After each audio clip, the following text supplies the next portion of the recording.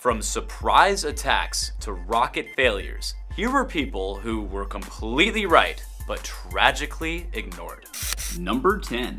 Dusan Popov was a Serbian double agent in the 1940s that almost stopped the Japanese attack on Pearl Harbor. Popov was born into a wealthy family, and he had a strong aversion to Germany's National Socialist Party and its failed artist leader.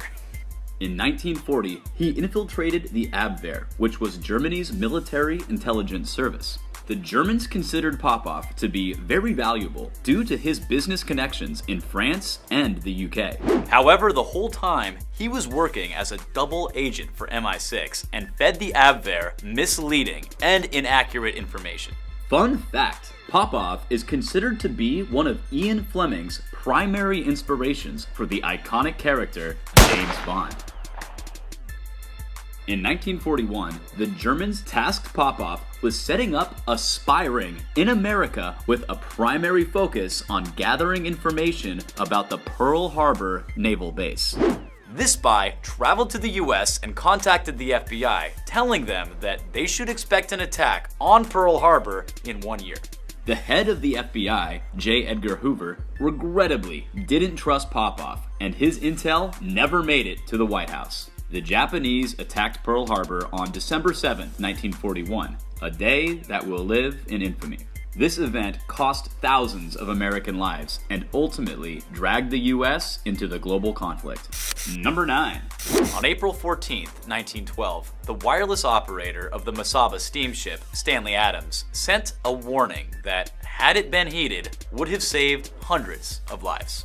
At 9:30 p.m., the RMS Titanic received a dispatch describing the conditions of the treacherous seas ahead. Quote, in latitude 42-45 to 41-25, long 49 west to long 50-30 west, we saw much heavy pack ice and great number large icebergs. Also field ice. End quote. Adams was warning the Titanic's crew that they were about to enter dangerous waters that were teeming with enormous icebergs.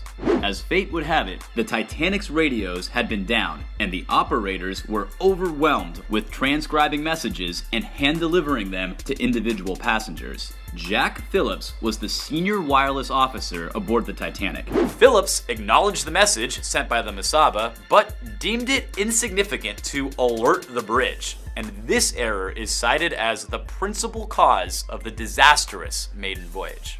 At 11:40 p.m., the Titanic struck an iceberg while traveling at nearly its maximum pace. Unable to turn quickly enough, the ship suffered a glancing blow that buckled her starboard side, and 6 of her 16 compartments opened to the sea.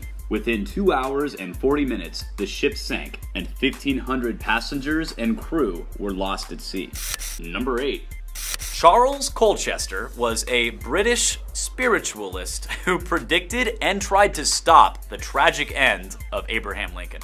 Charles was a good friend of the First Lady, Mary Todd Lincoln, and a self-described clairvoyant who had a vision that prophesied the demise of the president. It's highly likely that Charles didn't use any Minority Report style psychic powers to come to this conclusion, as he was good friends with John Wilkes Booth, the man who shot the 16th president. It's speculated that through his friendship with Booth, Charles uncovered the sinister plot, and he went directly to Lincoln to warn him that his life was in jeopardy. Lincoln was understandably skeptical of Charles's abilities and did nothing to heed the warning.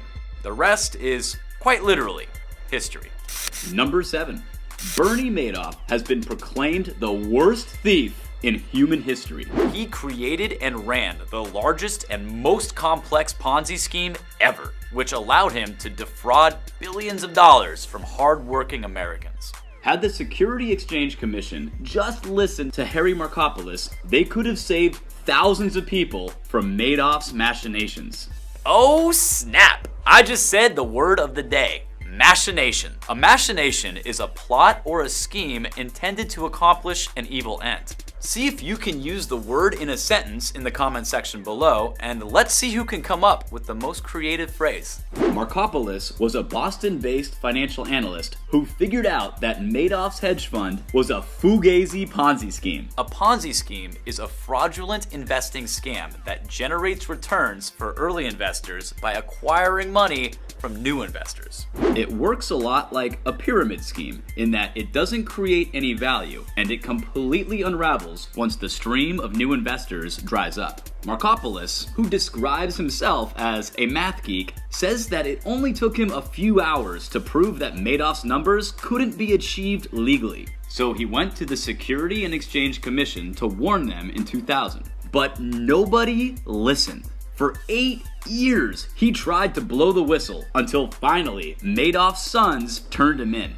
By then, thousands of families were financially ruined. Number 6. In 1962, 2 American scientists exploring the hills of Peru tried to alert a small town of their impending doom. David Bernays and Charles Sawyer were exploring Mount Huascaran when they noticed a lot of loose bedrock sitting under a glacier. Knowing that the area was prone to earthquakes, they tried to warn the town of Yungay that sat at the foot of the mountain of the impending danger of a devastating avalanche. The Peruvian government was so appalled by their prediction that it ordered the scientists to leave the country or face prison. Unfortunately, their prediction came true in 1970 when a giant avalanche from the mountain struck the town. Most of its 20,000 inhabitants lost their lives. Number 5. Alexander Fleming, the man who discovered the world's first antibiotic, penicillin, warned that his invention could give rise to a super bacteria.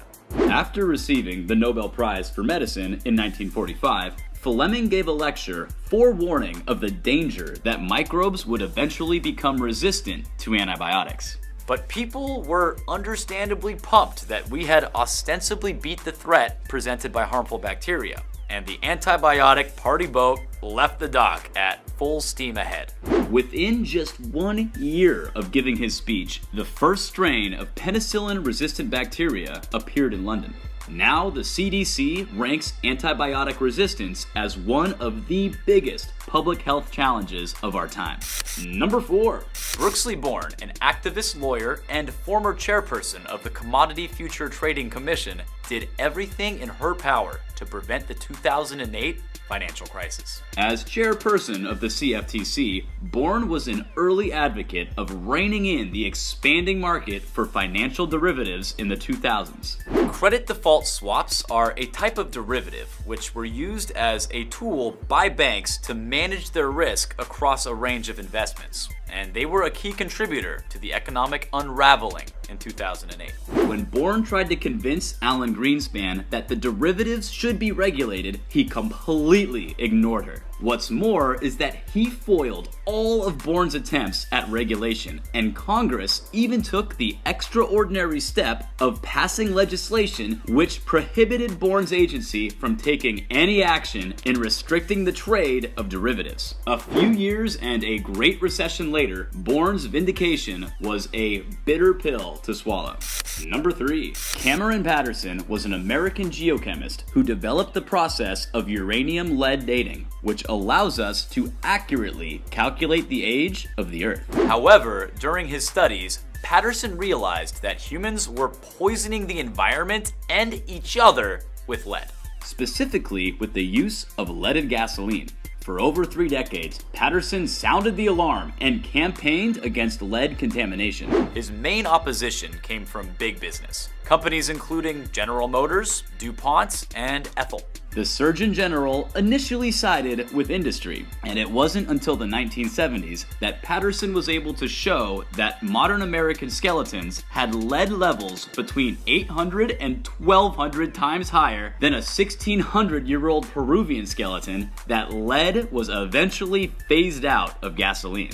Number 2. Koji Minura is the paleontologist that begged the Japanese government to prepare the Fukushima nuclear power plant for a cataclysmic earthquake. While investigating the region in the 1980s, Minoura found evidence that the area had been destroyed by tsunamis every 1,000 years or so, and that it was due for another one. For 20 years, he wrote reports and produced studies warning of the impending destruction of the Fukushima area. Regrettably, he was routinely ignored by the public, his peers, and the government. In 2011, a 9.0 magnitude earthquake rocked the region and brought with it a tsunami that devastated the coastline and caused the Fukushima meltdown. This was the worst reactor accident since Chernobyl. To this day, the effects of the power plant meltdown are still being felt, and the waters surrounding the area have dangerously high levels of radiation. Before we move on, be sure to subscribe. Hit the bell button to get notified of new videos, and we always appreciate a big thumbs up. Number 1. Alan McDonald was the director of the Space Shuttle Solid Motor Project for an engineering company that was contracted by NASA in the mid-1980s. In early 1986, the Challenger shuttle was getting ready to embark on its 10th mission. McDonald had concerns that the cold January weather might have an adverse effect on the rocket equipment, and he refused to sign the launch recommendation. Unfortunately for the crew of the Challenger, the higher-ups at NASA decide to proceed with the launch anyway. McDonald's concern was that the lower temperature would cause the seal around a piece of rocket booster called the O-ring to fail. His analysis was correct, and about a minute into the launch, hot gases and flames leaked out of the boosters and burned a hole into the external fuel tank, causing an explosion that consumed the entire shuttle.